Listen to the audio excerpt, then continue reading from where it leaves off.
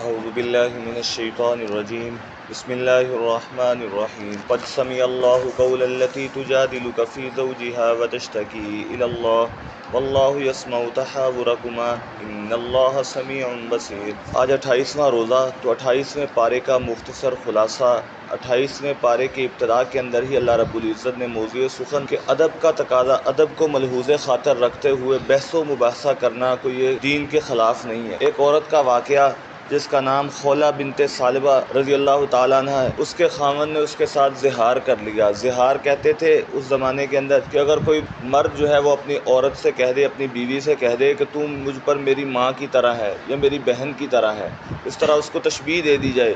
بعض دفعہ کسی بات پر اگر کہہ دیا جائے، اچانک منہ سے نکل جائے کہ جا کر اپنا کام کر، یا اس طرح بہن کہہ کے، تو یہ اور بات ہے، لیکن یہ تشبیہ دے دینا جس طرح میری ماں اور بہن ہے تو ایسے ہی ہے، اس کو زہار کہتے تھے۔ تو اس زمانے کے اندر ہوتا تو وہ پھر مرد جو ہے وہ الگ ہو جاتے۔ تو ایک عورت آئی جن کا نام خولہ بنت ثعلبہ، وہ حضور کے پاس آئی اور آ کر کہنے لگی، یا رسول اللہ میرے خاوند نے میرے ساتھ زہار کر لیا، اب کوئی فیصلہ کرو۔ اب اللہ کے محبوب خاموش رہے، اللہ کی طرف سے کوئی فیصلہ نہیں آیا تھا، تو وہ عورت بار بار اصرار کرنے لگی، بحث و مباحثہ کرنے لگی، تو حضور خاموش ہے۔ تو اس پر اللہ رب العزت نے یہ آیت نازل فرما دی کہ اللہ نے سن لی اس عورت کی بات جو اپنے خاوند کے بارے میں آ کر آپ سے بحث و مباحثہ کر رہی تھی اور شکایت کر رہی تھی۔ تو اللہ رب العزت نے پھر اس کے حضور صلی اللہ علیہ وسلم نے اس کے شوہر کو بلوایا اور اس سے کہا کہ ایسا کرو، اب جو ایک غلام آزاد کر۔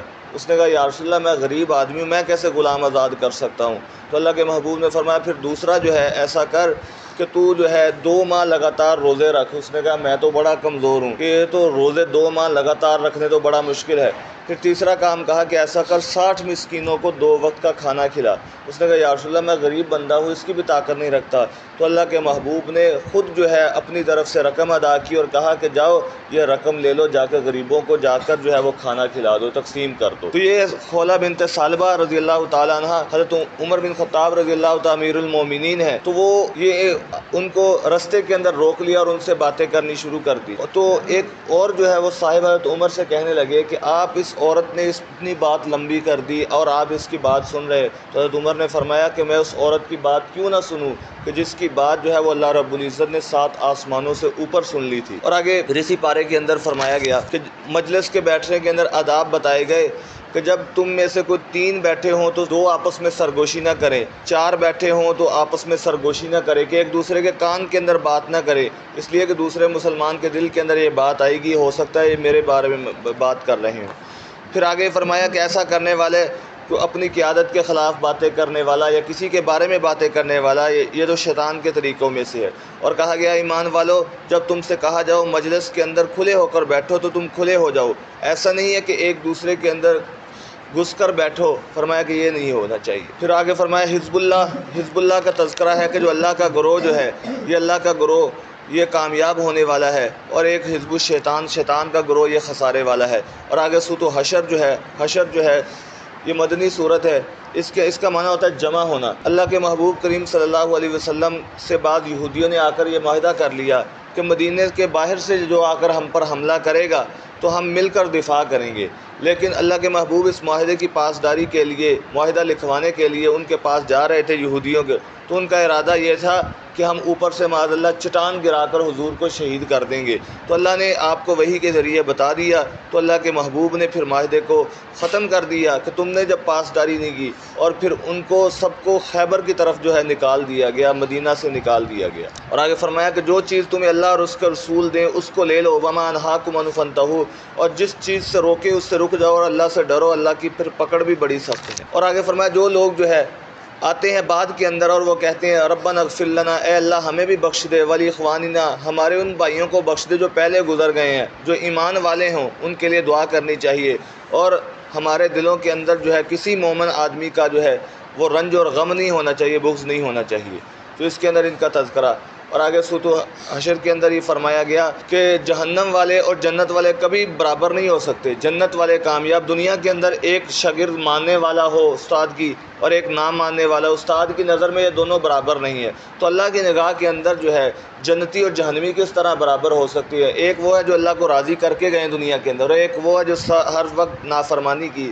پھر قرآن پاک کے جاہ و جلال کو بیان کیا۔ اگر اس قرآن پاک کو ہم پہاڑوں پر نازل کرتے تو یہ خوف کی وجہ سے ریزہ ریزہ ہو جاتے. تو یہ مثالیں بیان کی ہیں تاکہ لوگ غور و فکر کریں. پھر اسماء حسنہ کا ذکر ہو اللہ الذی لا الہ الا ہو کہ اللہ کے 99 نام ہے اور ان میں سے چند ناموں کا ذکر کیا گیا. الملک القدوس السلام المؤمن کہ ان ناموں کو انسان جو پڑھ لیتا ہے اور پڑھ کر دعا کرتا ہے تو اللہ اس کی دعا کو رد نہیں کرتے.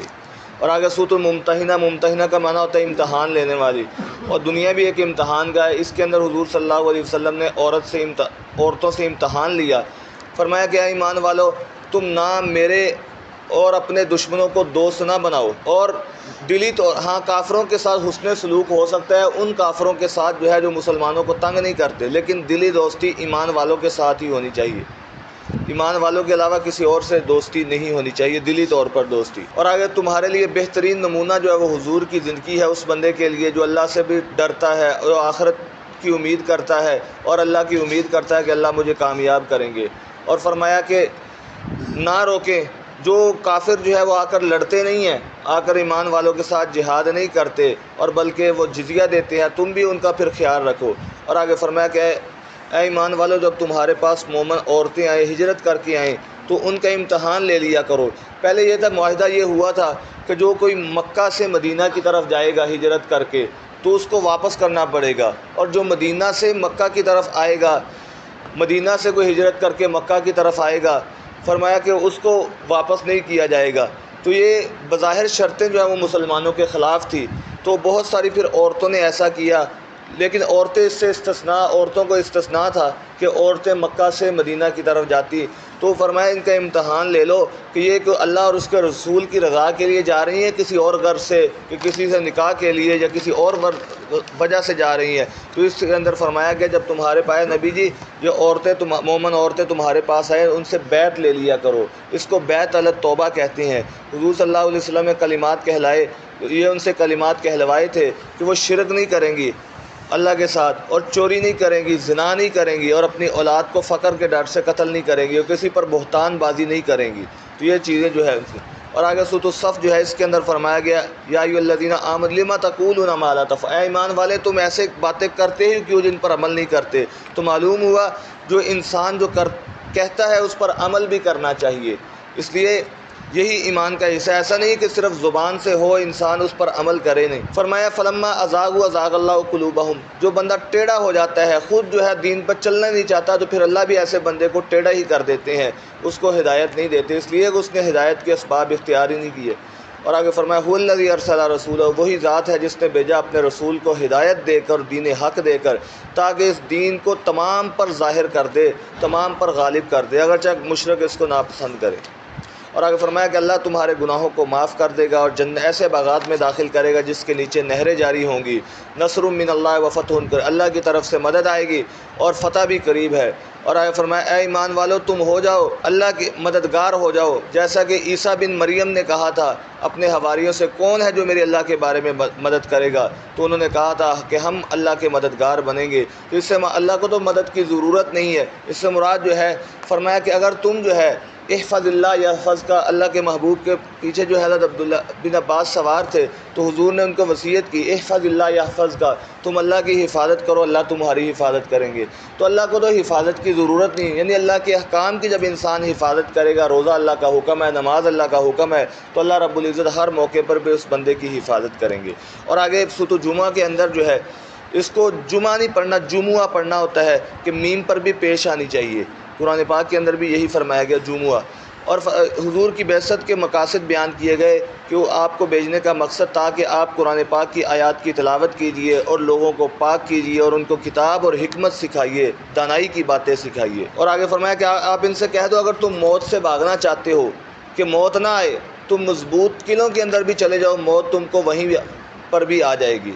اور فرمایا ایمان والو جب تمہیں بلایا جائے جمعے کی نماز کے لیے تو پھر فسعوا الی ذکر اللہ، تم دوڑو اللہ کے ذکر کی طرف. اب یہاں دیکھو آگے فرمایا کہ جب جمعہ پڑھ چکو پھر تم تلاش کرو، لیکن پہلے جو پچھلے پارے کے اندر فرمایا گیا ففروا الی اللہ، اللہ کی طرف دوڑ لگاؤ. اب یہاں بھی ہے فسعوا الی ذکر اللہ، اللہ کی طرف دوڑ لگاؤ. گویا دین کے کاموں کے اندر انسان کو بڑھ چڑھ کر آگے آنا چاہیے کہ جیسے جمعے کی پہلی اذان ہو جائے پھر انسان ہر چیز کو چھوڑ دے، کاروبار چھوڑ دے، اس وقت اگر انسان کاروبار بھی کرے گا اس کے اندر برکت نہیں ہوگی، اس لیے کہ اللہ کی طرف سے حکم ہے تو جمعے کے لیے آنا، جمعے کی تیاری کرنا، اور جو پہلے سے آتا ہے حضور نے فرمایا اس کو اونٹ ذبح کرنے کا ثواب مل جاتا ہے، جو اس کے بعد آتا ہے اس کو گائے ذبح کرنے، جو اس کے بعد اس کو بکرا ذبح کرنے کا ثواب مل جاتا ہے۔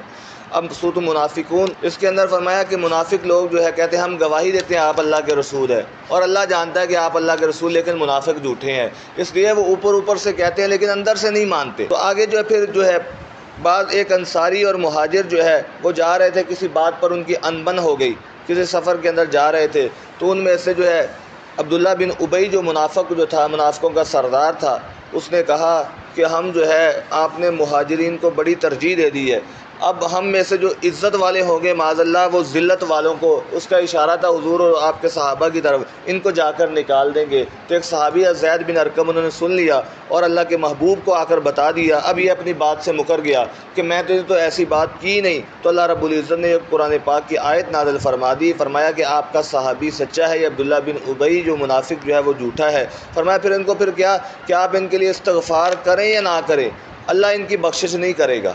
ایسے اس لیے منافق لوگ جو ہے وہ جہنم سے سب سے نچلے طبقے کے اندر ہوں گے۔ اور آپ فرمایا گیا ایمان والے تم کو نہ ہلاکت میں ڈال دے تمہارے مال نہ تمہاری اولاد اللہ کے ذکر سے۔ انسان بعض دفعہ اللہ کے ذکر کی طرف، نماز کی طرف کیوں نہیں آتا کہ اگر دکان بند کر دی تو میرا مال جو ہے کم ہو جائے گا، یا اسی طرح اپنے بیوی بچوں کے اولاد کے بارے میں لگا رہتا ہے، ان کے لیے محنت کرتا رہتا ہے اور دین سے جو ہے وہ دور ہو جاتا ہے۔ اور خرچ کر لو اس سے پہلے کہ وہ دن آ جائے، موت آ جائے، پھر انسان کہے گا کاش مجھے مہلت مل جائے، میں سارا مال صدقہ کر دوں یا نیک بن جاؤں، لیکن اس وقت مہلت نہیں ملے گی۔ اب سورۃ التغابن کے اندر فرمایا گیا، سورۃ التغابن کے اندر جو اللہ پر ایمان لاتے ہیں اور نیک اعمال کرتے ہیں تو اللہ اس کے سارے گناہوں کو معاف کر دیں گے اور ان کے گناہوں کو نیکیوں کے ساتھ بدل دیں گے، اس لیے جو توبہ کرنے والے ہیں اللہ ان کے گناہوں کو نیکیوں کے ساتھ بدل دیں گے۔ اور اے ایمان والو، تمہاری بیویاں اور تمہاری اولاد تمہارے دشمن ہیں، ان سے بچو۔ یعنی اس سے کیا مراد ہے کہ انسان کی بیویاں اور اولاد دشمن ہے؟ یعنی ایسی بیویاں کہ جن کی بات مان کر انسان حرام کام کی طرف آ جائے، کہ عورتیں کہے کہ فلاں کا خاوند جو ہے ایسے کپڑے لا کر دیتا ہے تم بھی لا کر دو، جس طریقے پھر انسان حلال حرام کی پرواہ نہ کرے اور ان کی خواہشات پورا کرنے کے لیے، اپنے بچوں کی خواہشات پورا کرنے کے لیے حرام کمانے جو ہے وہ شروع کر دے، تو فرمایا کہ ایسی بیویاں اور ایسی اولاد انسان کی دشمن ہے، اس کی وجہ سے انسان دین سے دور ہو رہا ہے۔ اور تمہارا مال تمہاری اولاد فتنہ ہے، آزمائش ہے۔ اللہ کے محبوب نے فرمایا کہ مجھے اپنی امت کے بارے میں یہ نہیں گمان کہ اگر ان کے پاس مال نہیں ہوگا تو مجھے اس وقت جو ہے ان پر کوئی جو ہے فرمایا اتنا اندیشہ نہیں، لیکن جب ان کے پاس زیادہ مال آ جائے گا پھر میری امت، پھر فرمایا کہ ہر امت کا کوئی نہ کوئی فتنہ ہوتا ہے، میری امت کا فتنہ جو ہے وہ مال ہے۔ اور آگے سے فرمایا گیا جو ایمان والے جو ہوتے ہیں وہ دوسروں کو اپنے اوپر ترجیح دیتے ہیں۔ یہ آیت حضرت ابو طلحہ انصاری رضی اللہ تعالیٰ عنہ، اللہ کے محبوب کے پاس ایک مہمان آئے اور آ کر اللہ کے محبوب نے اپنے گھروں کے اندر پیغام بھیجا کہ کچھ کھانے کے لیے ہے تو مہمان کی مہمان نوازی کی جائے۔ اب گھروں کے اندر گئے، صحابہ گئے اور کچھ بھی نہیں ملا، تو آپ نے فرمایا کون ہے جو اس کی مہمان نوازی کرے گا؟ تو ایک صحابی کھڑے ہوئے، کہا یا رسول اللہ میں اس کی مہمان نوازی کرتا ہوں۔ اب وہ ابو طلحہ اپنے گھر کے اندر جاتے ہیں، بیوی سے پوچھنے کچھ کھانے پینے کو ہے، تو بیوی نے کہا نہ تیرے لیے نہ میرے لیے، بچوں کے لیے کچھ ہے۔ تو انہوں نے کہا بچوں کو ایسے بہلا کر سلا دے، اور تو ایسا کرنا مہمان کے ساتھ جب میں بیٹھ جاؤں گا، عرب کے اندر دستور تھا میزبان بھی مہمان کے ساتھ ہی کھایا کرتا تھا، تو ایسا کرنا چراغ کو ٹھیک کرنے کے بہانے چراغ بجھا دینا اور میں منہ ہلاتا رہوں گا، اور رسول اللہ کا مہمان جو ہے وہ پیٹ بھر کے کھانا کھا رہا۔ اب ان کا اپنا مہمان نہیں تھا لیکن نبی کا مہمان تھا، تو کیسی مہمان نوازی کی؟ تو اللہ اب اگلا دن ہوا، مہمان کو لے کر جب حضور کی بارگاہ میں آئے تو آپ نے فرمایا کہ میرے مہمان کے کیا مہمان نوازی کی؟ یہ پریشان ہو گئے، پتہ نہیں میں نے مہمان نوازی ٹھیک نہیں کی۔ فرمایا تیری مہمان نوازی کے چرچے تو آسمانوں پر ہو گئے، اللہ نے قرآن پاک کے اندر ان کا ذکر کر دیا۔ اور آگے سورۃ طلاق جو ہے اس کے اندر طلاق کے احکام بیان کیے گئے۔ طلاق جو ہے وہ مبغوض ترین چیز ہے، ناپسندیدہ چیز ہے، لیکن پھر بھی اگر کسی طریقے سے نبھانا ہو سکتا ہو تو اس کی اجازت ہے۔ اور یہ طلاق جو ہے تین چیزیں آپ نے فرمایا ثلاث جدہن جد و ہزلہن جد، تین چیزیں ایسی ہیں کہ یہ سنجیدگی کے اندر بھی ہو جاتی ہیں، مذاق کے اندر بھی ہو جاتی ہیں۔ ان میں سے ایک طلاق، ایک آزادی اور ایک نکاح ہے۔ بہت سارے لوگ جو ہے وہ طلاق دے کے کہہ دیتے ہیں ہم نے غصے کے اندر دی، تو طلاق ہوتی ہی غصے کے اندر ہے۔ تو اس لیے فرمایا گیا کہ طلاق جو ہے اگر کوئی نباہ نہ ہو سکتا ہو تو ایک طلاق دی جائے، تاکہ پھر بعد کے اندر جو ہے صلح کی کوئی صورت نکل آئے۔ اگر 3 دے دی تو پھر انسان کے لیے صلح کی کوئی ترتیب نہیں رہے گی۔ سیدنا عمر رضی اللہ تعالیٰ عنہ کے زمانے پر سارے صحابہ کا اس پر اتفاق ہو گیا۔ فرمایا کہ وحی کا دروازہ بند ہو گیا، اب کوئی 3 دے گا تو 3 ہی شمار ہوں گی، اس لیے کہ اللہ کی طرف سے وحی تو آنی نہیں کہ یہ سچا ہے جھوٹا ہے۔ اور آگے فرمایا وَمَن يَتَّقِ اللَّهَ يَجْعَل لَّهُ مَخْرَجًا، جو اللہ کا تقوی اختیار کرتا ہے، جو اللہ پر بھروسہ کرتا ہے تو اللہ رب العزت اس کے لیے راستے نکال دیتے ہیں۔ یوسف علیہ السلام نے دیکھو پاک دامن تھے اور گناہ سے بچنے کا جب ارادہ کر لیا، اللہ کے نبی تو ویسے معصوم ہوتے ہیں، اب زلیخا نے ہر طرف سے دروازے بند کیے، لیکن یوسف علیہ السلام جب بھاگے ہیں تو اللہ ہاتھ لگاتے گئے، سارے تالے کھلتے گئے۔ اس لیے جو تقوی اختیار کرتا ہے اللہ اس کے لیے راستوں کو آسان کر دیتا۔ اور آگے سود و تحریم جو ہے اس کے اندر فرمایا گیا، اس کے اندر اے ایمان والو قوا انفسکم واہلیکم نارا، خود بھی اپنے جہنم کی آگ سے بچو اور اپنے گھر والوں کو بھی بچاؤ۔ دنیا کے اندر انسان جس طرح اپنے گھر والوں کی دوسری ضرورتیں پورا کرتا ہے کہ ان کو گرمی سے بچانے کے لیے پنکھوں کا انتظام، سردی سے بچانے کے لیے ان کے لیے کوشش کرتا ہے، چیزیں لا کر دیتا ہے، سویٹر جرسیاں لا کر دیتا ہے، تو یہ بھی ان کا خیال کرو کہ خود بھی اپنے آپ جہنم سے بچو اور ان کو بھی بچاؤ۔ ایسا نہیں کہ خود نماز پڑھ لی اور اپنے بچوں کی فکر ہی نہ کی۔ فرمایا گیا کہ وہ جہنم جس کا ایندھن انسان اور پتھر ہوں گے۔ اور آگے فرمایا کہ اے کافر، آج کے دن کافروں سے کوئی معذرت قبول نہیں کی جائے گی۔ کافر اس دن جتنی بھی معذرت، اے اللہ معاف کر دے، معذرت کرتے معذرت قبول۔ اے ایمان والو توبہ کرو، ایسی توبہ جو تمہارے لیے نصیحت کا باعث بنے۔ اور اے نبی جی کافروں سے جہاد کیجئے، منافقوں سے جہاد کیجئے اور ان پر سختی کیجئے، اور ان کا ٹھکانہ جہنم ہے، وہ برا ٹھکانہ ہے۔ یعنی کافر جب بات مانتے ہی نہیں ہے تو پھر ان کے ساتھ جہاد کا بھی حکم ہے اور ان پر سختی بھی کی جائے گی۔ دعا ہے کہ اللہ رب العزت قرآن پاک سمجھ کر